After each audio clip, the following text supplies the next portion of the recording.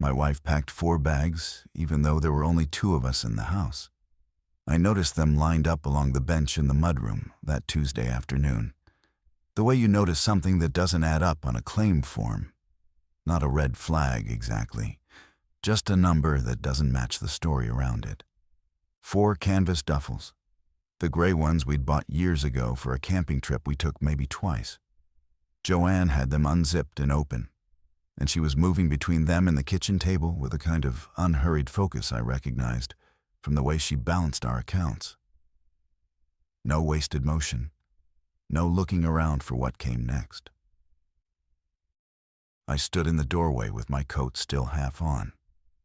I'd come home early because the office had sent everyone home early. That in itself should have told me more than it did.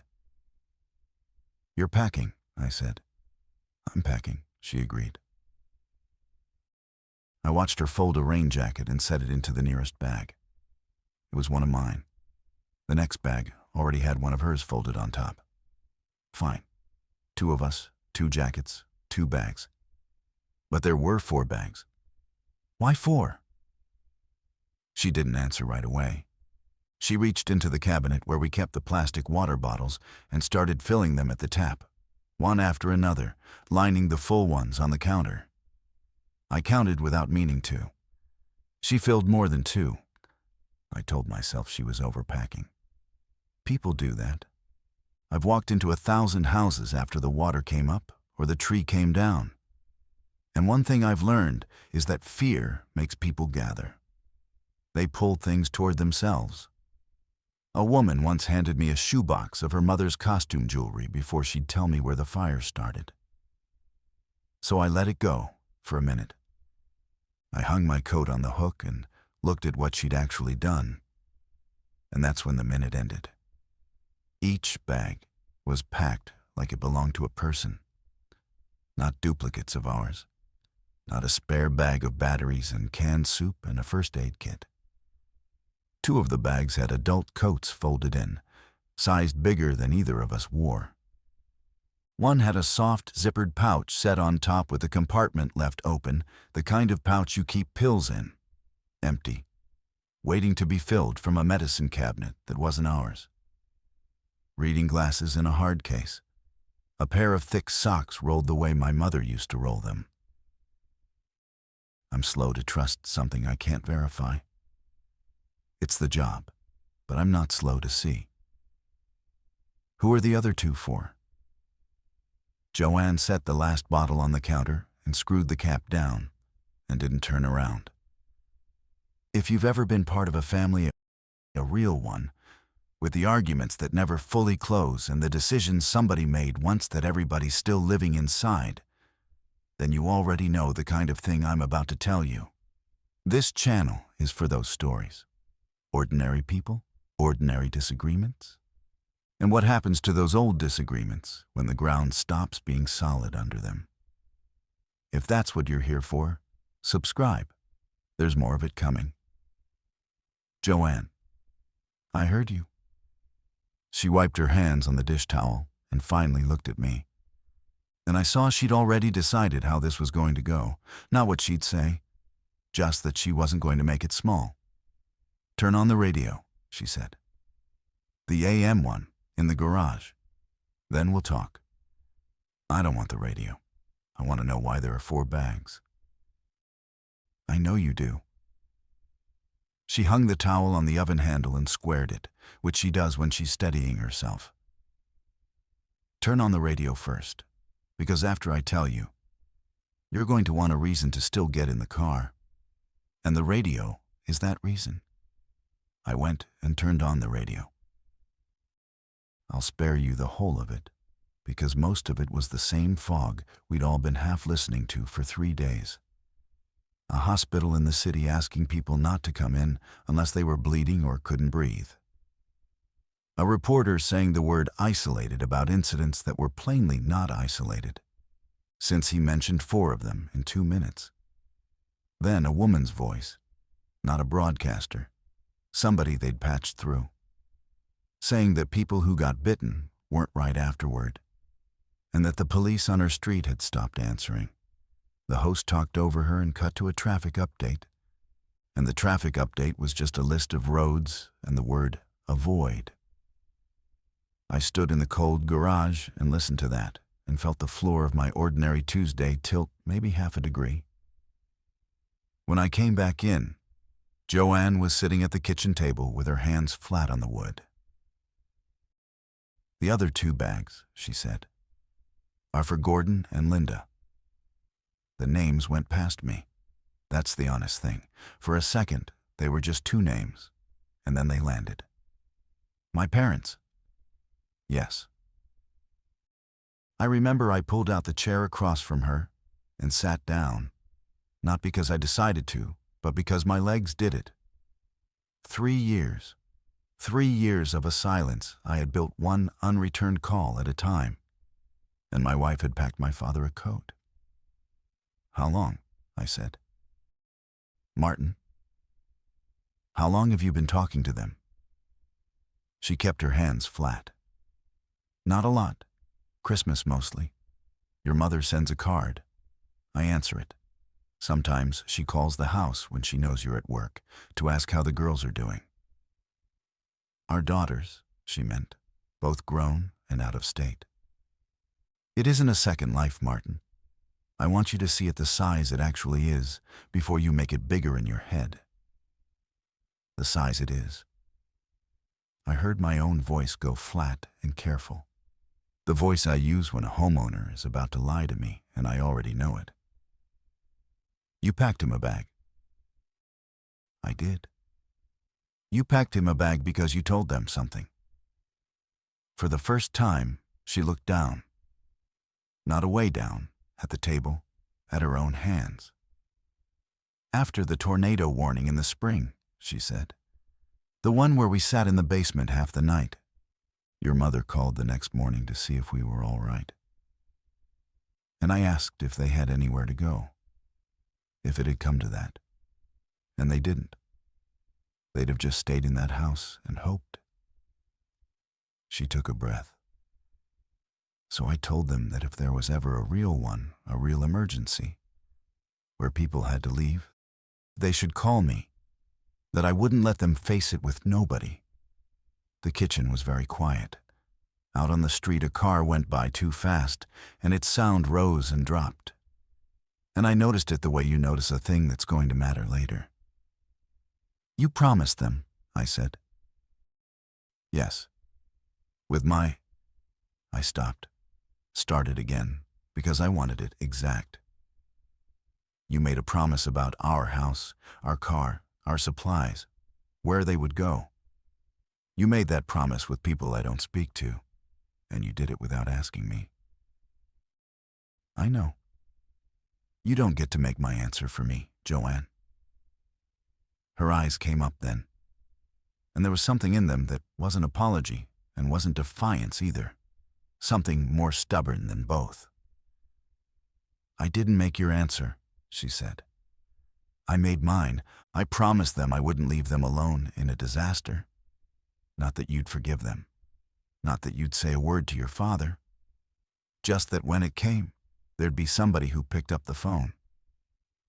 And you didn't think that was mine to be part of." "I thought," she said slowly, "that being angry at your family doesn't mean you get to leave them to die alone when the roads fill up. I still think that, but I should have told you." She said it plainly, without softening it. "That part I got wrong. I should have told you. I kept meaning to, and there was never a version of that conversation I wanted to start, and so I didn't. And that was a coward's way to do it. And I own that. I want to say I answered her well. I didn't. I sat there, and I felt betrayed. And underneath the betrayal, I felt something worse, which was that she wasn't wrong about the part she was right about. And I couldn't get a clean grip on any of it. "They probably didn't even mean it," I said finally. "The offer. You know how he is. He'd rather sit in that house than take anything from us." "Maybe." She stood up and pushed her chair in. "Then he won't call, and we drive off with 2 extra bags. and you get to be right." She looked at me. "The phones have been going in and out all afternoon. If we're going to check whether they're still there, we can't do it in an hour." I agreed to one thing. I want that clear, because it matters later. I did not agree to a rescue. I did not agree to reconciliation, or to Sunday dinners, or to whatever it was Joanne had been quietly keeping alive across 3 years of cards I never saw. "We check whether they're still there," I said. "That's all I'm promising. If they've already gone somewhere, or if they don't want us, we leave, and this is done." "All right. I mean it, Joanne." "I heard you," she said, and started carrying bags to the car. We got 2 of them into the back of the wagon before the street answered the question of whether any of this was theoretical. A neighbor 3 houses down, the Petrys, a young couple. The husband, some kind of contractor, backed out of his driveway at a speed you don't use on a residential street. He clipped his own mailbox hard enough to lay the post over sideways and didn't stop. Didn't even brake. Just straightened out and was gone toward the main road. And the mailbox lay there in the grass with the little red flag still up. Joanne and I both stood in the driveway and watched him go.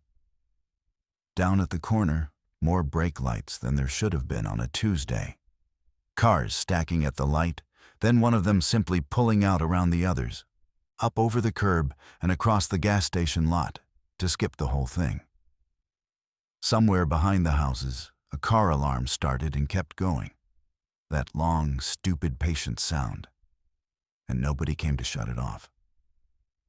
"Get in," I said. My parents lived 20-some minutes east, in an older neighborhood of small brick ranches with big trees, the kind of place developers can't afford to tear down yet. The drive that should have taken 20 minutes took closer to 40. Not because the roads were blocked, they weren't. Not really. Not yet. But because everyone on them had stopped driving like it was an ordinary day. People rode too close. People stopped at green lights and went at red ones. A man was standing in the median on Reynolds Road with a suitcase, not hitchhiking, just standing there.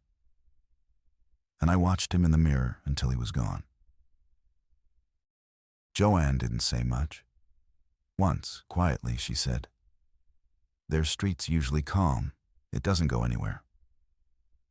"That's something," I said. And I meant the road. And I think she took it as the road, too. I hadn't been down that street in 3 years. I knew the house before I could read the number on it. Same aluminum awning over the front step, the green gone chalky. Same low chain link my father put up himself the summer I was in high school. Still square and true, because he'd have redone it before he let it lean. The one thing different was that the garage door was up, and the trunk of my father's old sedan was open, and there were 2 small suitcases sitting on the driveway beside it. Not thrown there. Set down, squared up next to each other, handles aligned. Standing over them was my father. He was thinner than the version of him I'd carried around in my head for 3 years, not frail, thinner and grayer. And he stood the way he'd always stood, weight back, arms loose, like a man waiting to be told a job was actually necessary before he'd agree to do it. He watched the wagon come up the street and roll to a stop, and he didn't wave, and he didn't come to the curb. My mother was in the open doorway with her coat already on. I sat there with my hands on the wheel. It was Joanne who opened her door first, because somebody had to. And she got out and went up the driveway toward my mother. And the 2 of them met in a way that told me everything I'd suspected and hadn't wanted confirmed. It wasn't a stranger's greeting. My mother touched Joanne's arm, and Joanne said something low, and my mother nodded. And there were 3 years of small, maintained things standing in that gesture. And I'd known about none of it. I got out. My father looked at me across the roof of his car. I looked at him across the roof of mine. Between us, the two suitcases sat on the concrete, packed and closed and ready. And I understood, standing there, that I had gotten something wrong on the drive over. I'd pictured this whole thing as us arriving to save them. Two old people in a dark house, waiting to be told what to do. That's not what this was. They weren't waiting for me. They were waiting to find out whether Joanne's offer was real. "You came," my father said. I didn't have a good answer for that. Everything true was too big to say on a driveway with the world tipping. "Joanne said you were expecting us," I said. He looked at that for a second, turned it over the way he turned over anything I said, checking it for the angle. Then he nodded, once, like I'd passed a test I hadn't known I was taking, or maybe failed one. "Your mother's got a list," he said. "Inside. You'll want to see it before we decide anything." Before we decide anything. 3 years of silence, and the first full sentence out of him already had the word "we" in it, and already assumed there'd be a deciding, and already assumed he'd be part of it. I felt the old thing come up in me, quick and familiar, the thing that had ended that last dinner. I pushed it down. There wasn't room for it. "Show me," I said. "You should know something before I take you into that house, and I'll keep it short because the story doesn't stop for it. I'm not going to give you a tidy tour of everything my parents and I broke. That'll come out sideways, the way real things do. But I'll tell you the shape of the last 3 years, so the rest makes sense. My mother fell, badly, in that kitchen. And I got scared in the particular way a man gets scared when he realizes his parents are going to keep aging whether he's ready or not. And I handled that fear the worst way I know how, which is by trying to fix people who hadn't asked to be fixed. My father took it as an attempt to run his life. He wasn't entirely wrong. I took his refusal as him choosing his pride over my mother's safety. I wasn't entirely wrong either. We said the rest of it at a dinner table. The kind of things that don't get unsaid. And then the calls got shorter, and then they got fewer, and then there weren't any. I bring it up now, only so you understand what I was feeling walking into that living room. Not tenderness, not yet.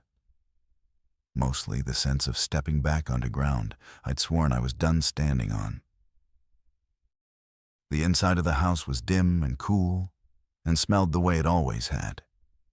Coffee and my mother's hand lotion, and the faint mustiness of a place where the windows don't get opened enough. And on the kitchen table, the same table, I noted where the dinner had ended, was a legal pad covered in my mother's small square handwriting. "Sit," she said, "if you want.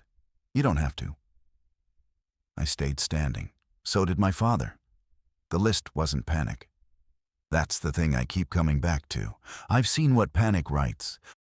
I've read the notes people leave on their own dashboards, the shaky half-sentences. This was the opposite of that. My mother had written down, in order, what she actually knew. And she'd been careful, I saw, to separate it from what she'd only heard.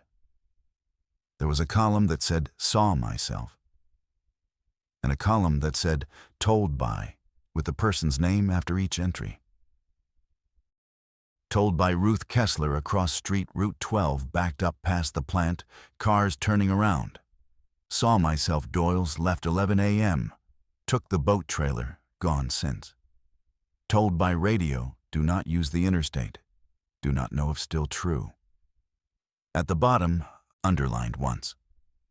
Everything on this page is at least 1 hour old. Some of it too. "That last part's the important part," my mother said, watching me read it. "People keep telling you a road is clear like it's a fact. It was clear, an hour ago. I don't know what any of it is right now. And neither does anybody who's telling you." I looked at the page a moment longer than I needed to, because I didn't want to say out loud that it was good. That it was, in fact, Exactly the discipline I spent my working life trying to get people to apply and never could. When did you actually see this? Who told you? How old is the information? My mother had been doing my job at her own kitchen table without being asked, and I wasn't ready to hand her that. Okay, I said instead. So we don't trust the roads more than an hour back. That's fine. That's smart. I felt the smart cost me something and let it. But it doesn't change the plan. The plan is we get in the cars and we go west, away from the city, before the roads that are clear now stop being clear. Whose cars? My father said. Here we go, I thought.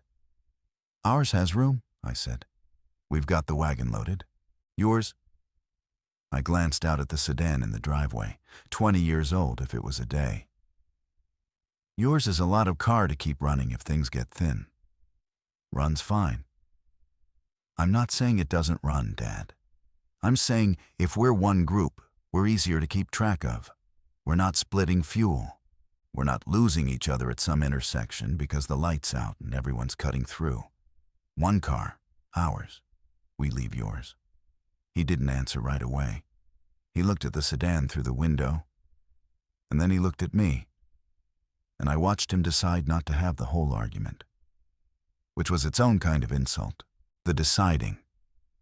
That's what you said the last time you decided for us, he said. Quiet, not even angry, just laid down on the table next to my mother's list like another piece of information I'd need to account for. This isn't the same as Martin, Joanne said. Not sharp, just my name. And out the front window, past my father's shoulder, past the squared-up suitcases, a car came down that quiet street that didn't go anywhere. And it was going too fast. And behind it came another one. That was the start of it, the street changing. We didn't understand it all at once. We understood it the way you understand a leak. First a stain you're not sure was always there. Then a drip. Then you're standing in it. Their street, the one that didn't go anywhere, went somewhere after all, if you were desperate enough. It fed back to a service road that ran parallel to Route 12. And Route 12 was the road my mother's list said was backed up past the plant with cars turning around. So the cars turned around, and somebody figured out you could cut through the old neighborhood. And by the time we'd carried the 2 suitcases out and figured out how they'd fit, there was a thin, steady trickle of strangers' cars coming down a street that, on a normal Tuesday, might see 1 car every 10 minutes.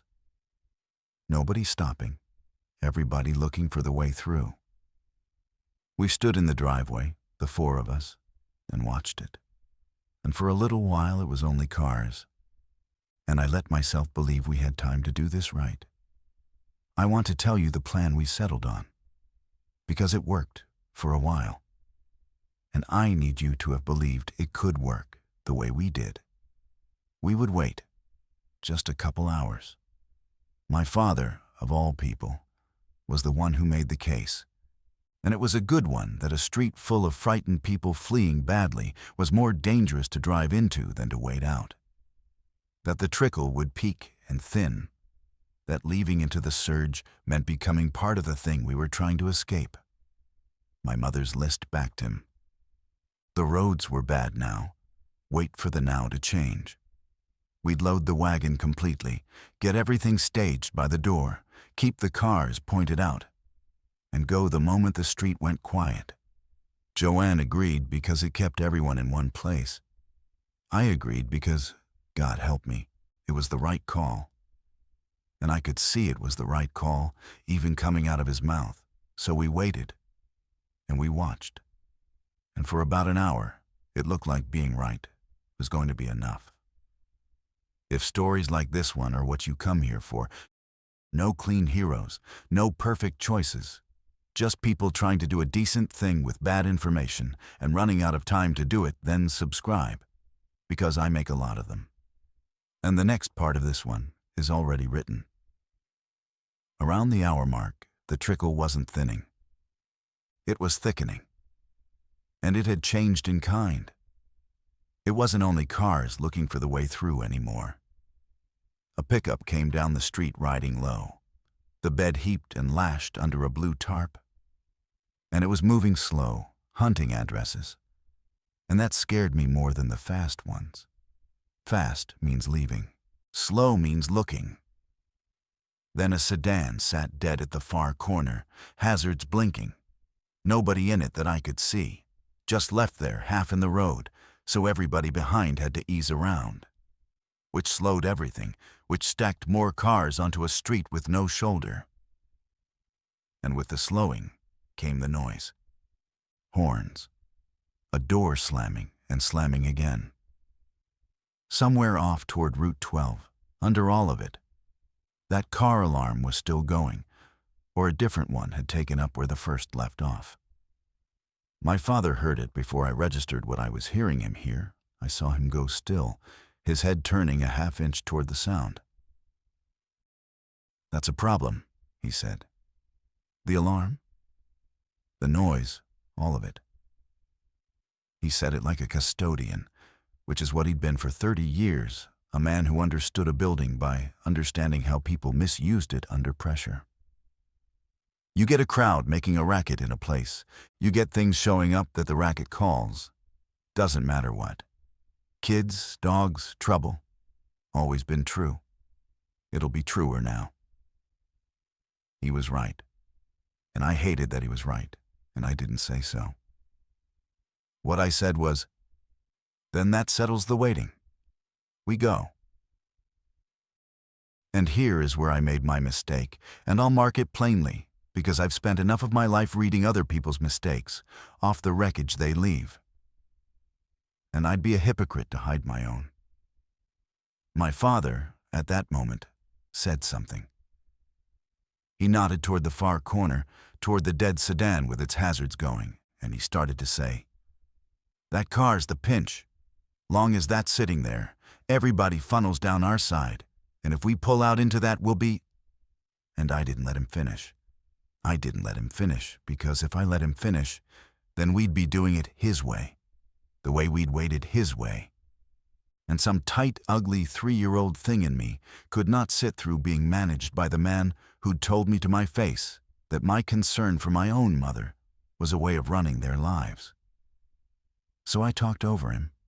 I said we didn't have time, we'd deal with the corner when we got to it, everybody in the car. And I said it in the tone that ends discussion, the tone I'd sworn I'd never use on him again after the dinner. And I used it. He looked at me. He shut his mouth. He picked up his suitcase. Joanne caught my eye and said nothing. And the nothing was loud. We got everything to the door. And for one strange, still moment, in the middle of all of it, I looked at what we'd made, and the arithmetic finally came out even. 4 bags, Joanne's from home, mine, and the 2 she'd packed for people I'd spent 3 years insisting weren't mine to pack for, lined up on the step by the door. And now beside them my father's 2 small suitcases, and standing over them, 4 people. The number matched at last. Whatever else was wrong, the number was finally honest. 4 bags, 4 of us.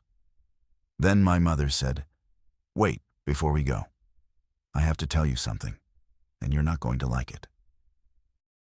She wasn't looking at me. She was looking at Joanne.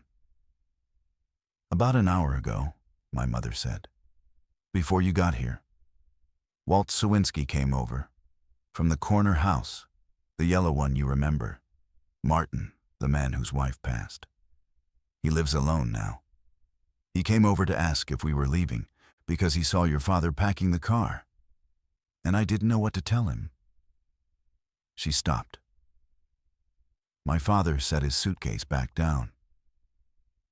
"So I told him," my father said, taking it off her, the way he'd always taken the hard sentence off her, "that if we went, we wouldn't just disappear on him, that I'd let him know before we pulled out, so he'd have the chance to figure something."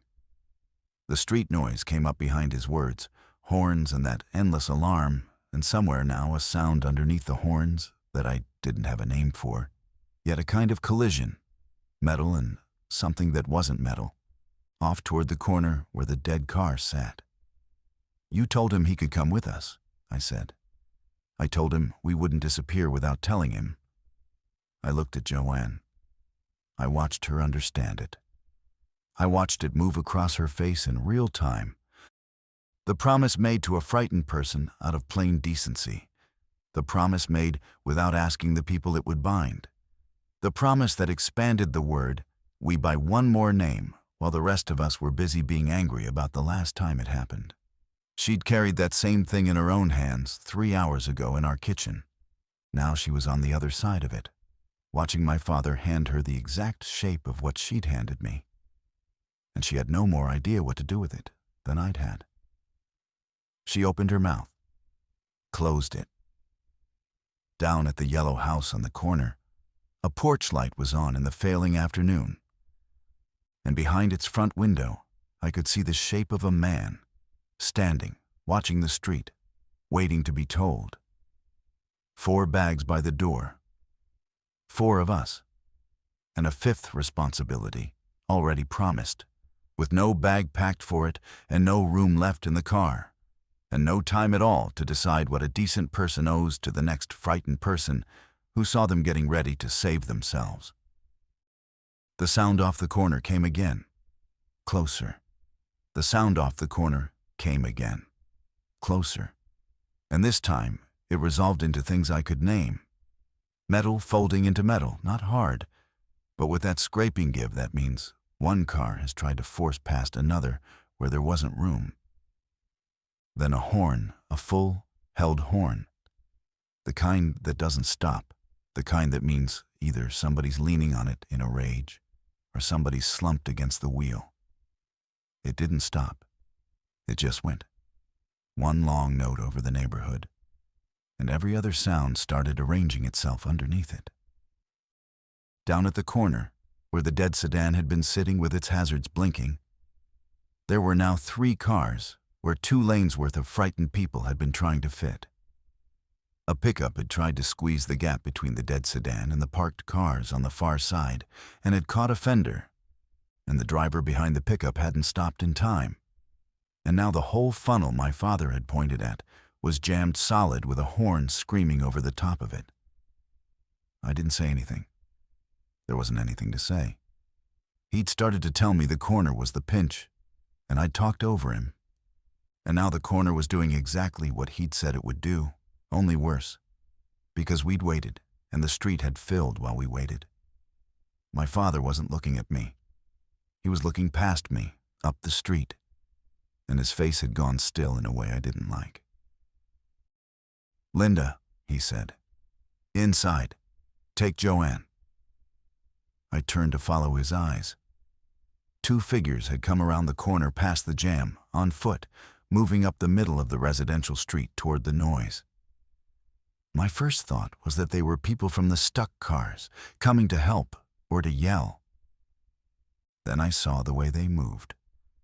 One of them was fast, and the other wasn't. And neither of them moved like a person deciding where to go. They moved like the horn was a wall they were walking straight into, not around, straight at, with their whole bodies pointed at the sound, and nothing in their arms or their faces that looked like a person managing a problem. The faster one broke into something between a walk and a run, aimed at the noise, and clipped a parked car with his hip and didn't slow down and didn't seem to feel it. I have gone into houses after every ordinary catastrophe you can name. I know what people look like when they're hurt, drunk, in shock, out of their minds with grief. This wasn't any of those. There's a wrongness you recognize before you can explain it, and I recognized it. And the traffic panic, and the thing on the radio, and the 4 bags in my kitchen all snapped together into one single fact standing in my parents' street. "Get inside," I said, and my voice didn't sound like mine. We went back through the garage rather than the front, because the front faced the corner, and the corner was where the movement was. My mother went without a word, taking Joanne's arm, which was the wrong way around. my mother steadying Joanne, but nobody corrected it. My father pulled the garage door down most of the way, leaving it a foot off the ground, and crouched to watch under it. "Two of them," he said. "The horn's pulling them in. How long till whoever's on that horn either gets it to stop or gets out of the car?" "Don't know." He watched. "But the second it stops, they lose the thing they're walking to. Then they'll find the next loudest thing." I understood him. The next loudest thing. If we started an engine in this garage and hit the button and raised the door, would be us. Here's the situation we were in, laid out plain. We were 4 people in a closed garage with a jam at the corner blocking the direct way out, and at least 2 infected in the street between us and it. The way I'd insisted we go straight out, deal with the corner when we got there, was gone. Not because someone died, because the corner had done what my father said. And now the fast way out was a wall of stuck cars with a screaming horn on it, pulling the exact thing we needed to avoid toward the exact place we needed to pass. And Walt Sawinski was still in the yellow house on the corner, 1 house back from the jam, with his porch light on, waiting to be told whether we were leaving. My father straightened up from the garage door. "I have to tell Walt," he said. I looked at him like he'd lost his mind. "Now? Dad, there are 2 of those things 40 feet from his house." I gave him my word. "Your word was that we wouldn't disappear. We haven't disappeared. We're standing in your garage." I heard how it sounded and kept going anyway. We tell him when it's safe to tell him, not while it's happening. And if there's no when it's safe, if we get a gap and we take it, and it's the only gap we get. He wasn't shouting. My father almost never shouted. He was worse than shouting. He was reasonable. Then I disappear on him exactly the way I said I wouldn't. He watches my garage door come up and my car pull out, and he has about 4 seconds to decide what he does alone, in the dark, with those things in the street. That's the thing I told him wouldn't happen to him. It was Joanne who stopped it, not the way she'd have stopped it that morning. "What did you promise him, Gordon?" she said. "Exactly. Not the version where it sounds fair, the exact words." He looked at her, and I watched something pass between them that had 3 years of holidays in it. And I watched him understand that she was asking the way I'd asked her that morning in our kitchen, because now she was standing where I'd stood. "I told him," my father said, slower, "that if we went, I'd knock on his door before we left. That I wouldn't let him find out by watching the street. That's all. I didn't tell him he had a seat. I didn't tell him we'd take him anywhere. I didn't promise him a single thing except that he'd hear it from me and not from an empty driveway." "You didn't ask us whether we could keep that," Joanne said. "No," he said. "I didn't." Nobody said anything for a second. My mother, over by the door to the house, watching all 3 of us have this argument in a garage with the world coming apart, said quietly, "It's the same thing, Joanne. It's the exact same thing you did." Not unkind, just naming it. Joanne didn't answer that. She didn't have to. I could see it had already landed on her, harder than anything I'd said that morning. Because it's one thing to be told you overstepped, and another thing entirely to feel it from the other side. To be the person left holding a promise you didn't make. "He might already have made his own plan," I said. "He might not need us at all. You're all standing here fighting over a man none of you has actually talked to since this started." My father looked at me, and I braced for it. "Then let's find out," he said, "which is what I've been trying to do." We didn't drive to Walt's. It's 4 houses. In a normal week, you'd walk it in 90 seconds, and wave at 2 people on the way. My father knew the backs of these lots, the way I know the inside of a claim. He'd walked this block for 40 years. He'd cut through these yards to fix things for half the people on it, back when he still fixed things for people. He took us out the side door of the garage, not the front, along the fence line, through a gap in the hedge between his lot and the Kesslers, that I'd have sworn wasn't there, keeping the houses between us and the street the whole way. I went with him. Joanne and my mother stayed. That wasn't discussed as a principle. It was just the sensible split. 2 moving quiet is better than 4. And the 2 who knew the yards were my father and, well, my father. But I went with him because I wasn't going to stand in a garage while a 74-year-old man crossed 4 lots with infected in the street. And because, though I wouldn't have said it, I didn't want him doing this without me. Most of you listening can probably picture the street I'm describing without any help from me, the block somebody grew up on, the yards that connect if you know where the fence sags, the neighbor everybody knows by sight, and half of them by name. If you want to, tell me in the comments what town, what state, what country you're listening from. I like knowing the map of who these stories reach. Now back to the hedge, and my father's hand on my arm, holding me still while a shape passed on the far side of it. We waited. The horn was still going. Through the Kesslers' back gate, I could see slices of the street, and I could see the 2 figures had reached the jam now. Both of them, drawn all the way in to the source of the noise, working at the stuck cars, hands flat on glass. And I understood with a cold drop in my stomach that whoever was on that horn was still in there. My father tugged my sleeve and pointed. Not at the street, at Walt's back door. The kitchen light was on. We came up the last stretch along Walt's own fence, and my father tapped the glass of the back door, low, with 1 knuckle, 3 times, and set his name into the crack of it. Walt, it's Gordon. And the door opened almost before he finished. I'd built a picture of Walt Sawinski without ever meaning to. The same way I'd built one of my parents some frail old man at a window, waiting for the last familiar faces to leave so he could be officially abandoned. That's not who opened the door. He had his coat on, a canvas work coat, buttoned. He had a small pack over one shoulder, the kind of thing you'd take on a day hike, and I could see in the light of the kitchen behind him that he had good boots on, laced, and that the counter behind him had been cleared and squared away, the deliberate tidiness of a man who'd decided he might not be coming back and didn't want to leave a mess for whoever did.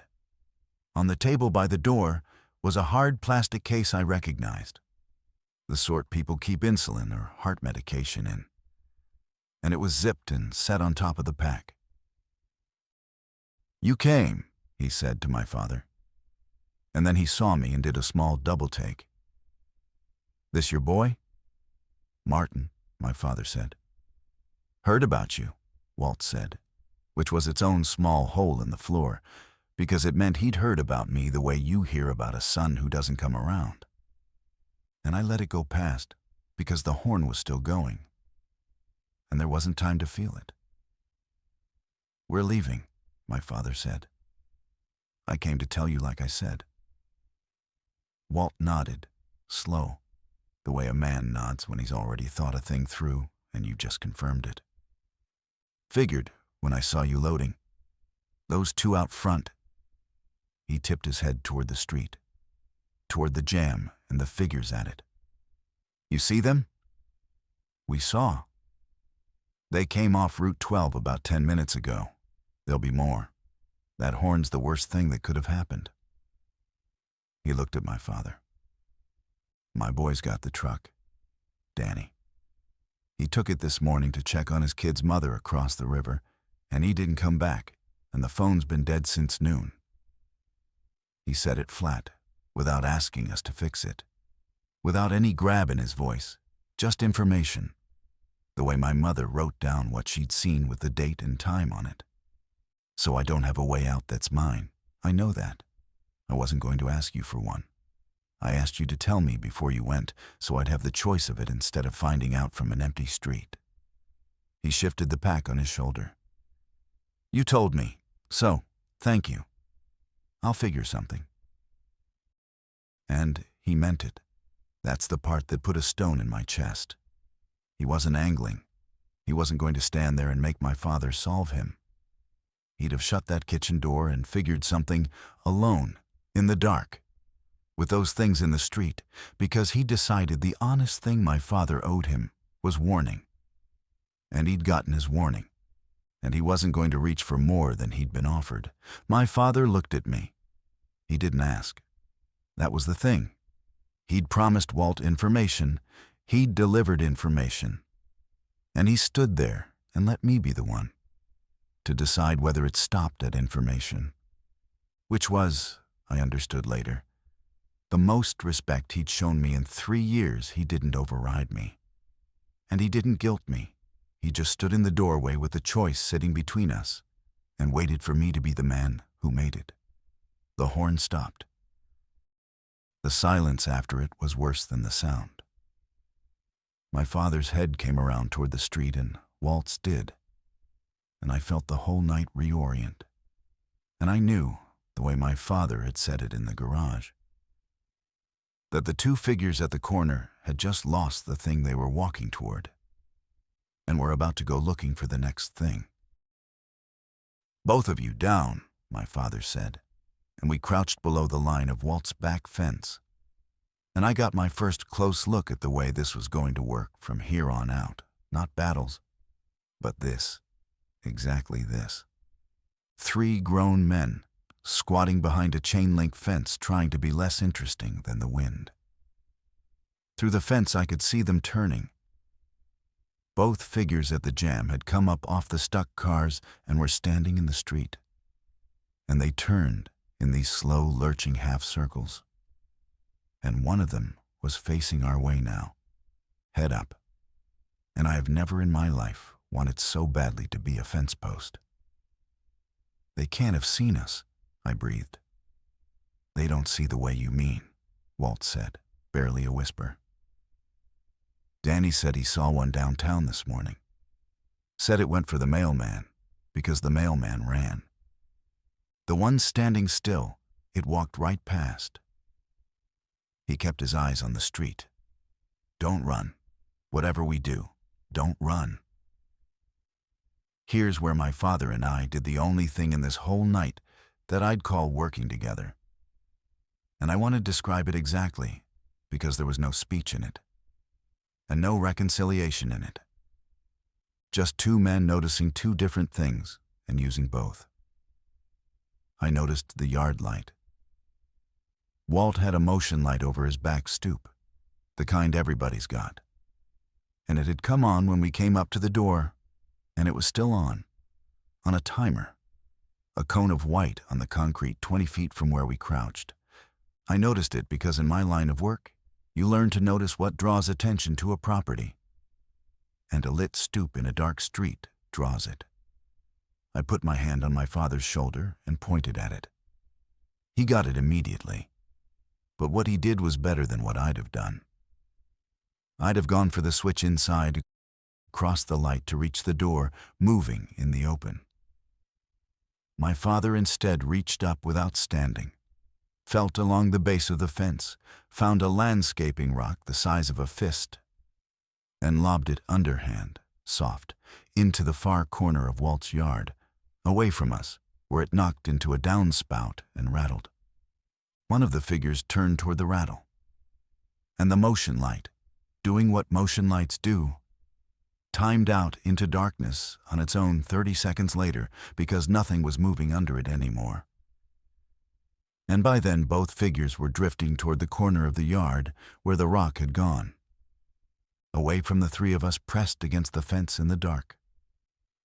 Now, my father breathed. Back the way we came, slow.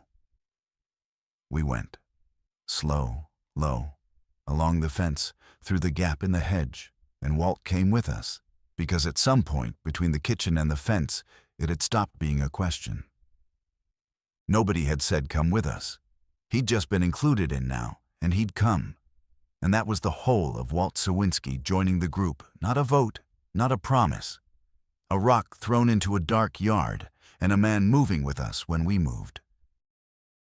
Back in the garage, with the side door shut and the four of them, 5 of us, now pressed into a space meant for one car and a lawnmower. We had to actually decide the thing. The corner was blocked. We'd all seen it. The direct way out, the way I'd insisted on, was a jam with the wrong company gathering on it. And it wasn't going to clear on any timeline we could count on. That was the price of my talking over my father. And I paid it by not saying a word in my own defense. "There's the other way," my father said. "Out the back of the block. Weller Lane, behind the school. Nobody's cutting through there because it doesn't feed anywhere useful, which is exactly why it's clear." He looked at me, and then he did something I want to give him credit for. He stopped. "That's what I think. Tell me what's wrong with it." I told him what I thought was wrong with it, which wasn't much, and he answered it, and we agreed on it in about 40 seconds, which is roughly how long the argument that ended our family 3 years ago had taken to start. Then the real thing. "2 cars or 1, I said. "Walt takes the back of ours," my father said. "The sedan's coming." I'd have fought him on that this morning. I'd built half a case in the driveway, already 1 group, 1 car, don't split fuel, don't lose each other. But I stood in that garage and did the arithmetic honestly, the way I do it for a living. And the arithmetic had changed. We had 4 bags packed for 4 people and 4 seats worth of people in a wagon that held 5 in a pinch. Walt made 5. Walt in our wagon meant somebody's bag rode on somebody's lap, and we drove out of a collapsing neighborhood packed to the doors with nobody able to move. But my father's sedan was a whole second car. 2 more seats, easy. Take the sedan. And Walt had a seat that didn't cost the original 4 a thing. My father's stubbornness about that car, the exact stubbornness I'd have overridden this morning, "It's a lot of car to keep running, leave it," was the reason we could bring Walt at all, without anyone giving anything up. I didn't say, "You were right about the car." I don't think I could have gotten the words out. What I said was the practical version, which is the only version I had. Your sedan goes. Walt takes the back seat. We stay together till we're clear of the neighborhood, and then we talk about after. I looked at Walt. "That work for you?" "That works for me," Walt said. And something in the set of his shoulders told me he'd noticed I asked him instead of arranging him, and that it mattered. It was the first time in my life I'd voluntarily made the group bigger. Not because Joanne had already promised it. Not because my father had forced it. Because I'd looked at the seats and the risk and the man and decided there was room. I'd like to tell you it felt like growth. Mostly it felt like doing a job right. We went out the back, Weller Lane, exactly the way my father said. And it was exactly as clear as he said. And I drove behind his taillights out of the neighborhood I'd sworn I was done with. And for about 20 minutes, it worked. 2 cars. That's the thing I kept coming back to as I drove. 2 cars meant I could not control what happened in the other one. I couldn't reach across and take the wheel from my father the way I'd tried to take the wheel of his whole life 3 years ago. All I could do was keep his taillights in front of me and trust that he'd keep them there. And he did. And there was a message in that if you wanted to read one, which I mostly didn't have time to, because driving out of that town at dusk was its own full-time job. I won't pretend I can give you the whole geography of it. It was the edge of a small city going wrong in 100 small ways. Cars pulled onto lawns and left. A gas station with every pump occupied and a fist fight starting at one of them. A house fire 2 streets over throwing orange up into a sky that shouldn't have been dark yet. My phone had 1 bar and then no bars. We threaded it, the two of us, taillights and headlights, out past the last shopping center and onto the county road that ran toward the flatter, open country west of town, where the houses spread out and the trees came in, and there was, for a stretch, actual quiet. Then my father's brake lights came on, and he pulled onto the shoulder, and I had no idea why. I braked behind him. Joanne sat up. "What's he doing?" "I don't know." I didn't. That was the whole problem. His car was 30 feet ahead of mine, and I couldn't see into it, and he'd changed the plan without a word. And I could feel the old thing coming up my throat, hot and fast, the exact feeling from the dinner table. I got out. He was already out, on the far side of his car, crouched at the rear tire. "What is it?" I said, coming up on him. And it came out harder than I meant. "Tire's soft. Felt it pulling the last mile." He pressed his thumb against the sidewall. "Not flat, soft. Slow leak, maybe a nail from all that glass back there." I wanted to look before it got worse. "You pulled over on an open road at dusk with infected coming out of a whole city behind us. And you didn't say anything. You just stopped." "I don't have a way to say anything, Martin. You're in the other car." Which was annoyingly true. I felt a problem.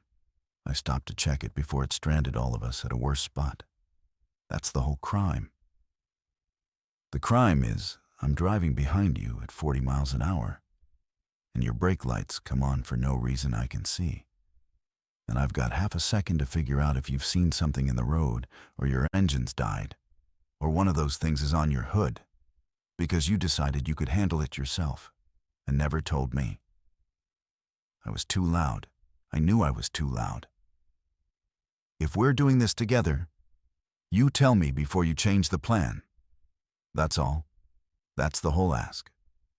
He stood up from the tire slower than a young man would, and he looked at me across the trunk of his old sedan in the last of the light. And he didn't back down. "And if we're doing this together," he said, "you have to stop treating every single thing you didn't personally decide like it's a mistake I made against you. I checked a tire. I've been checking tires since before you could walk. Not everything I do without asking you is me taking something away from you." We stood there, the tire between us, both of us right, which is the worst way for an argument to end, because there's nowhere to put it down. "How bad's the tire?" I finally said. "Slow. It'll go another 20, 30 miles if I don't push it. I'd rather not push it." "Then we go slow," I said. "But you say it. Even a wave, even flash your lights. I don't care how. You don't just stop." "Fine," he said. And then, because he was my father and couldn't quite let it be clean, "Flash my lights, like a signal you invented." "Yeah," I said, "like that."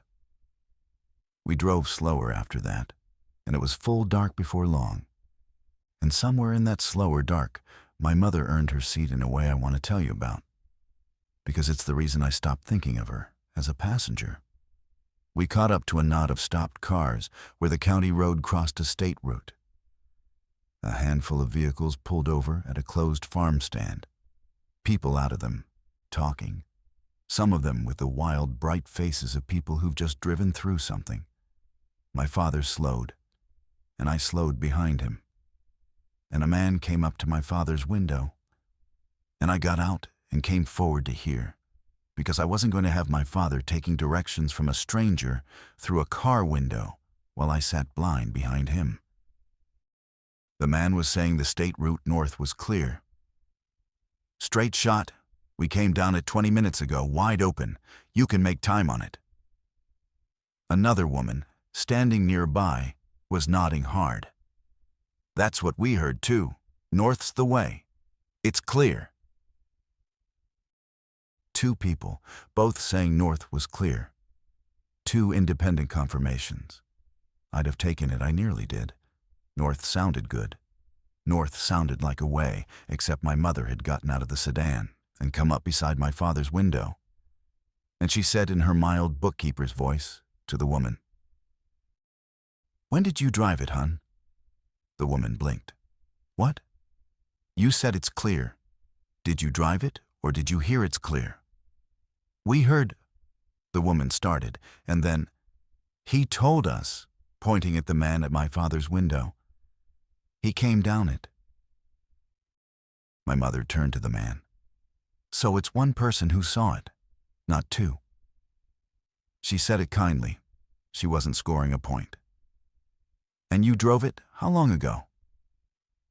The man thought about it, and honesty won out over his own certainty, the way it usually does when somebody makes you actually count. 20 minutes. Half hour, maybe." "Half hour," my mother repeated, to my father, to me, not arguing against North, just setting the fact down at its right size. One man, half an hour old.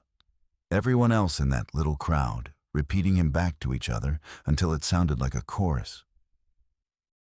I looked at my mother. "When did they actually see it?" I said to her, checking her, the way I'd check a witness, and she gave me a small nod, like she'd been waiting 3 years for somebody in the family to ask her a question in that particular tone. "Half an hour, one man, one time," she said. "That's what we've actually got. We took the state route north, but we took it slow, and we took it ready to be wrong, because we knew exactly how old and how thin the thing we were trusting was, which is different, and which I think is the only reason we saw the problem far enough ahead to turn off it when it came. But that's later. There was a stretch north of that crossing where the road ran empty and straight for a few miles, and nothing happened. And in that stretch, Joanne and I finally had the conversation we'd been carrying since the kitchen. The sedan's taillights were steady ahead of us. My mother had gone back to the sedan. It was just the two of us in the wagon in the dark.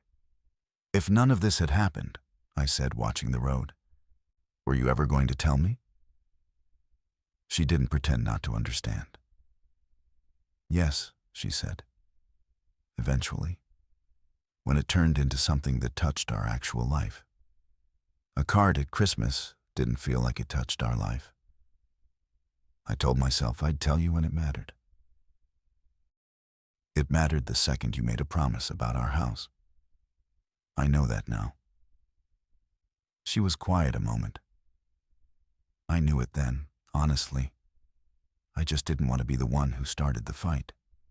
So I let it sit, and letting it sit was its own choice, and it was a bad one. And I should have told you before I made the promise. I should have told you the day I made it. "Would you still have made it?" I said. "If you'd told me first and I'd said no?" She looked out her window at the dark going by, and she gave me the honest answer instead of the one that would have ended the conversation more comfortably. "Probably," she said. It landed the way she must have known it would. "So it wasn't really asking me," I said. "If your answer's the same either way." "It wasn't asking your permission," she said. "You're right. It should have been telling you, which I didn't do. And that's the part I got wrong. And I'm not going to keep saying sorry for the part I'd do again." She turned from the window and looked at me in the dashboard light. "But I heard your father in that garage tonight, doing the exact thing to me that I did to you. And I hated it. I stood there hating it. So here's the thing I can actually give you, Martin. That isn't just words. A breath. I wouldn't make the next one without asking, whatever the next one is. I wouldn't do it the way I did this one, that I can promise and mean. It wasn't everything. It didn't undo 3 years of cards I never saw, or the fact that she'd have done it again. But it was change, real change. offered without her having to become someone smaller to offer it. And I took it because after a certain number of years, you learn that I won't do it that way again is worth more than I was wrong. And it costs the person more to say. Okay, I said. Okay? Okay. I heard you. Which was, if you want the truth, the most either of us had heard the other in a while. If you've stayed with two ordinary married people arguing in a car about a promise, if you'd rather watch decent people disagree without anybody being a villain than watch heroes shoot their way out of things, then subscribe. Because that's the kind of story I tell. And this one isn't done being complicated yet. Right about here, the road stopped being empty. It was Linda's information that saved us the state route in the end. We'd gone maybe 8 miles up it when my father flashed his lights, his invented signal, twice. Deliberate and slowed, and I slowed. And up ahead in both our headlights, we could see what he'd seen. The road ahead climbing to an overpass, and stopped cars on the overpass. A lot of them, still, dark. The particular stillness of a jam that has stopped being a jam and become a parking lot. The clear road, half an hour old, one man's word, had filled in behind him exactly the way my parents' quiet street had filled in behind us. We pulled both cars onto the shoulder short of it. My father came back to my window this time, walked back in the dark on an open road, which cost him something, and told me he'd taken the tire conversation to heart. That's a wall, he said. I'm not driving into that. Agreed. And it was here, on the shoulder of a road going nowhere, that a small car came up behind us and stopped. And a woman got out of it. And Joanne's whole story got tested from the other end. The woman was maybe 40, and there was an older woman in the passenger seat, her mother by the look, and a teenage boy in the back with headphones still absurdly around his neck. The younger woman came toward us with her hands slightly out, the universal gesture of, "I'm not a threat, please." And she said fast, "Are you going through? Do you know a way through? We've been following cars all night, and every one of them stops somewhere, and I don't know these roads. We're not from here. We came off the interstate, and now we're just..." She stopped herself. "Can we come with you? Wherever you're going. Please. We'll follow. We won't be any trouble. My mother's got a bad hip, but she's no bother. And Trevor's strong. He can..." And I watched my wife do the thing. The old Joanne, this morning's Joanne, the Joanne who packed 4 bags for people she hadn't cleared with anyone. I could see her right there under the surface, already opening her mouth to say, "Of course, follow us. We'll figure it out." Because that is who she is, and I wouldn't want her to be anyone else. I saw it start, and I saw her stop it. She didn't say yes. She turned to me and passed me to my father at the window, and to my mother, and even to Walt in the back of the sedan, whose face I could just see turned toward us.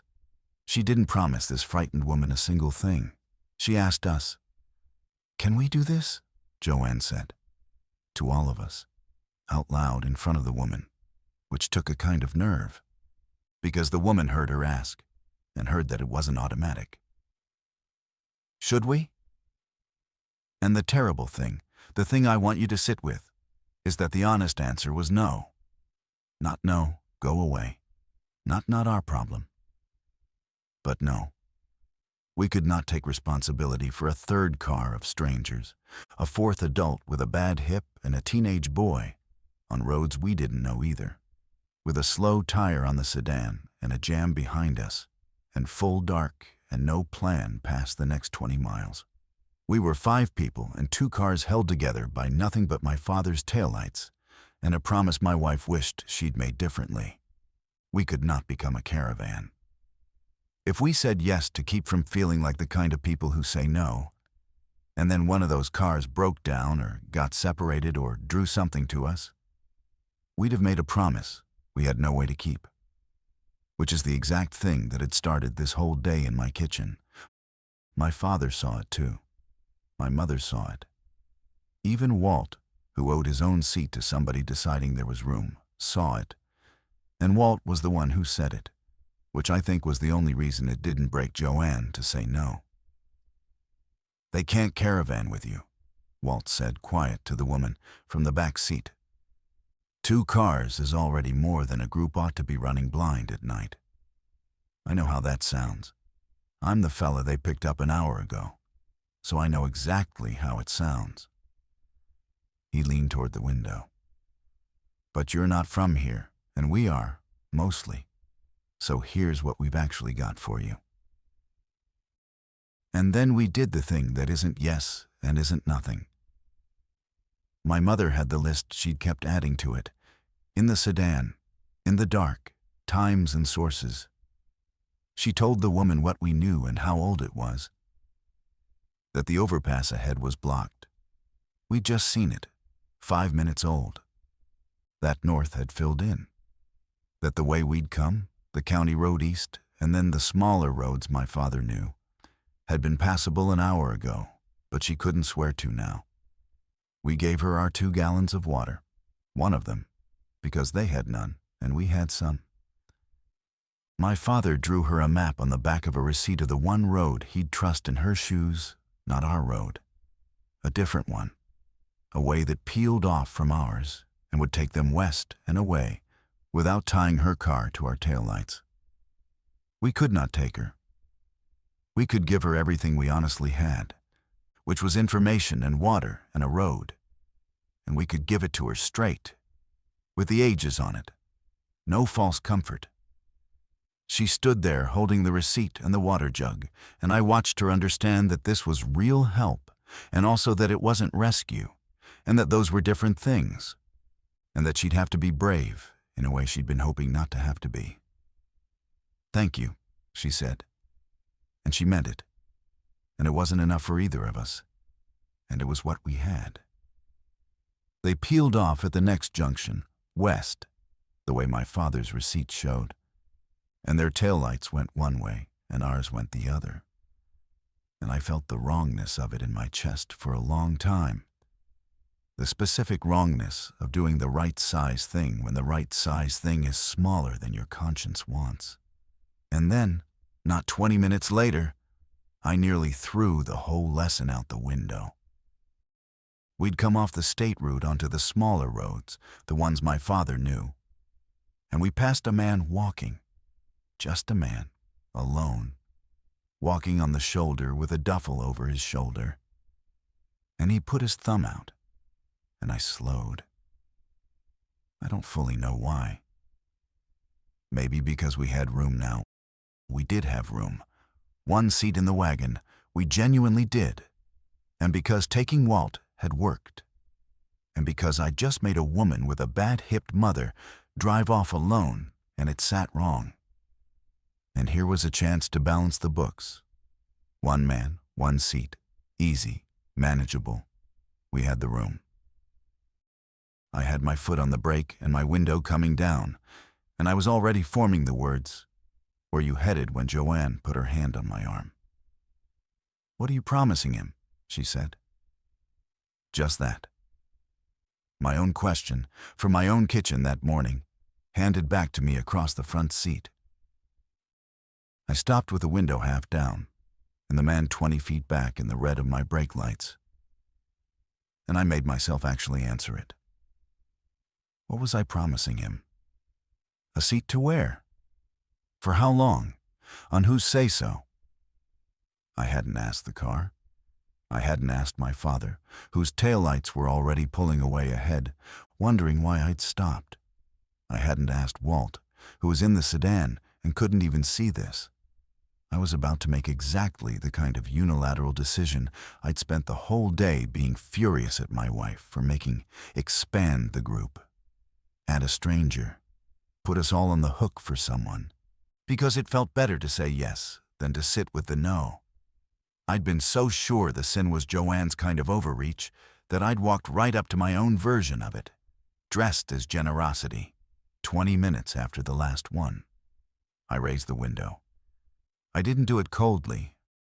I lifted a hand to the man, an apology, and an acknowledgement. I see you and I can't. And I drove on. And it was one of the harder small things I've done. In the mirror, he put his thumb back out for the next car. Thank you, Joanne said quietly. And I understood she didn't mean thank you for not stopping. She meant thank you for stopping to ask, the way she'd stopped to ask, the way we were both apparently going to have to keep stopping to ask each other for the rest of whatever this was. We were maybe 2 hours out of the neighborhood, deep into dark farm country where the houses had gone from one every 100 feet to one every half mile, when we hit the thing that made all 4 principles collide at once. I'll tell it plainly because it happened fast. There was a car in the ditch, nose down, headlights still on, pointing up out of the culvert at an angle. And its horn was going not held, but hitting, in pulses, the way a horn does when someone keeps grabbing the wheel, and as our headlights swept it, we could all see there were people in it, and that they were alive, and that the horn, that stupid horn, was doing the thing horns do, which is call. My father's brake lights came on. His signal twice, then stopped. We both pulled up short, headlights on the wreck. There's people in it, my mother said, out of the sedan already. There were. A man behind the wheel, dazed, blood on his face, working at a door that the culvert had jammed shut against the bank. A woman beside him. And the horn kept pulsing. And out past the reach of our headlights, on the dark road behind the wreck, I saw movement, the specific wrong movement, one shape, and then, a beat later, another. Drawn up the road by the sound, the way the 2 in my parents' street had been drawn by the corner. Here is where I'd like to tell you we were heroes. We weren't. We were 5 ordinary, tired, scared people with a slow tire and a couple hours of this behind us. And there wasn't time for a debate, and there wasn't going to be a clean answer. And every one of the principles we'd been fighting about all day showed up at once, and none of them had the whole solution. I said what I saw. That door's jammed on the bank. They can't get out that side. And there's 2 of those things coming up the road behind them, maybe more. And every second that horn goes, it calls more. I was already moving toward the wreck as I said it. We do not have time to get everyone out, and we do not have room for everyone anyway. My father said what he saw, and I let him finish. That was the whole change in me, right there, in the worst possible moment to be learning anything. I stood at a wrecked car with infected coming up a dark road, and I let my father finish his sentence. The horn, he said. Kill the horn first. Take the sound away and the 2 on the road lose the thread. They'll drift, same as at the house. Then the people. But the horn first, or you're working with a bell ringing over your head. He was already popping his own hood as he said it, going for a tool, because a man who spent 30 years in buildings knows how to make a car stop screaming. Linda, standing at the edge of the headlights, said, There's 3 in there. Not 2. Somebody in the back. She'd counted. In the chaos, in the dark, she'd counted the heads through the glass, because that's what she does. And it changed the math for all of us in one word. And Joanne didn't run to the door. She turned to us, all of us, the way she'd turned on the shoulder. And she asked it fast and out loud. We get them out. And then what? We've got 1 seat and a wreck and 2 of those coming. What can we actually do? Say it now.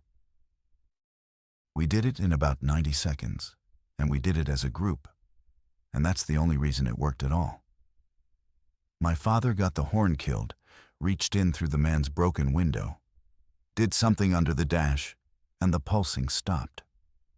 And in the sudden quiet, the 2 shapes on the road slowed and swung their heads and lost us, exactly as he'd said. Walt, out of the sedan and standing in the road, was the one who kept eyes on them the whole time, calling it low and steady. Still turned away, still drifting, don't run, don't shine a light at 'em. Which was the single most useful thing anyone did, because it meant the rest of us could work without watching over our shoulders. We could not take 3 strangers and their whole lives into 2 full cars. We decided that in the asking, all of us, out loud. What we could do was get the jammed door open my father's pry bar and my shoulder, his tool and my weight, neither one enough alone, and get the 3 of them out and up onto the road, and give them the sedan's back seat for the 2 women, while the man, who was hurt but walking, sat up front. No, we didn't even do that. We couldn't fit them. What we did was smaller, and it's the true thing, so I'll tell it. We got them out. We got them onto their feet and away from the wreck and the calling horn. We gave them the same as we'd given the woman on the shoulder water, and what we knew. And the good road my father drew again on another receipt, and Walt, who'd been watching the dark, said, "There's a farmhouse 1/4 mile up. Set back. I saw the mailbox reflectors. Lights off, but that's smart, not empty. You get yourselves up there and off this road before the sound brings more." 3 people, on their feet, pointed at a dark farmhouse 1/4 mile up, with water and a hand-drawn road and a warning. Not rescued, not abandoned. The right size thing, decided by 5 people in 90 seconds, with infected on the road, nobody announcing it, everybody's piece of it laid in. We were back in the cars, and moving before the shapes on the road found the thread again. The place we stopped for the night, an hour after that, wasn't a fortress, and it wasn't salvation. It was a little country church my father knew.